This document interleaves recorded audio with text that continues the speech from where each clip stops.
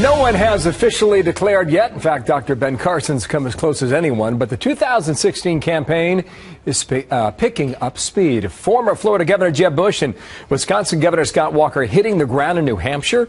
The Granite State holds the first primary in the election season and could be make or break for both men, or for anyone else for that matter. Chief political correspondent Carl Cameron is live in Manchester, New Hampshire with more. And Walker's just getting rolling here, just getting started. How is it going for the governor? This is his first visit to New Hampshire, Bill, and he is rolling in hard. He plans to have 9 events in the next day and a half here in the Granite State.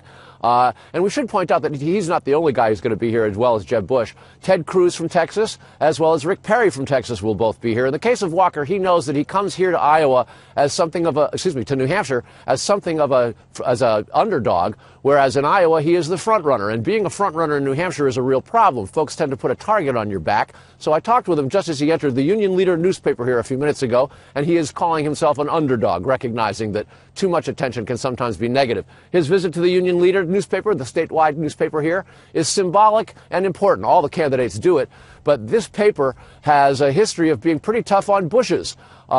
George H.W. Bush did not win his first primary when he came to New Hampshire in 1980. He was beaten up pretty badly by Pat Buchanan in 1992, and of course George W. Bush lost his primary here in 2000 to John McCain. Scott Walker recognizes that in this visit to the Union Leader and New Hampshire. He's talked about it. He's talked about his understanding of the New Hampshire voters, and Rick Perry did too, recognizing in his case that he didn't come here enough last time and it hurt him. Here's a little from both. We want to be competitive anywhere. You know, we think we're still the underdog overall when you look at the kind of money that some of our likely primary opponents are going to have. But we're going to make a case directly to the people. If we get in, we're going to fight hard for every vote, be it here in New Hampshire or anywhere else around the country. What I learned about the people of New Hampshire is they want to see you. They want to see you often. They want to interact with you. They want to ask you questions. And if you don't come often, and I will suggest early, you're going to be at a disadvantage. All the candidates say the exact same thing about Iowa. Iowa is an unofficial caucus. This is an official election. This is a statewide primary, and many, many more people participate. The stakes are a great deal higher.